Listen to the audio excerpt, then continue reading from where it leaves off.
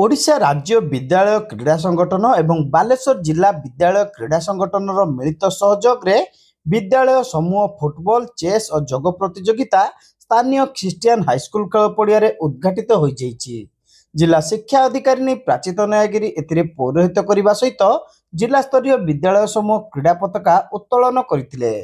शिक्षा ग्रहण सांगकु एहिभଳି क्रीड़ा पिलांकर शारीरिक मानसिक और बौद्धिक विकास सहायक हो पारिछि बोली से मत प्रकाश करथिले।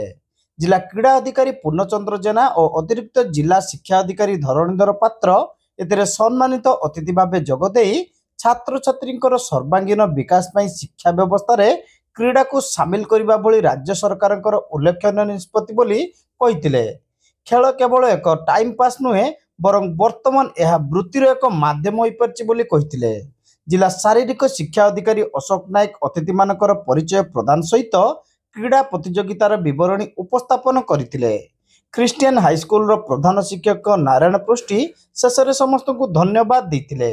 जिलार विभिन्न ब्लॉक रु अंशग्रहण करितिबा 14 एवं 17 वर्ष रु कम बालक बालिका मानक मध्य फुटबॉल चेस जोग प्रतियोगिता सह राज्य स्तरीय प्रतियोगिता रे अंशग्रहण पई खेलाड़ी चयन करा आसंता 11 तारिख पर्यंत यह प्रतियोगिता चलिबो बोली आयोजक कमिटी पक्षरु सूचना दिया जायछि। बाहरी जीवो साइट को बाहरी जीवो प्रिपेयर हबो मैच पई जहार मैच आसीबो सेमान को हमें ना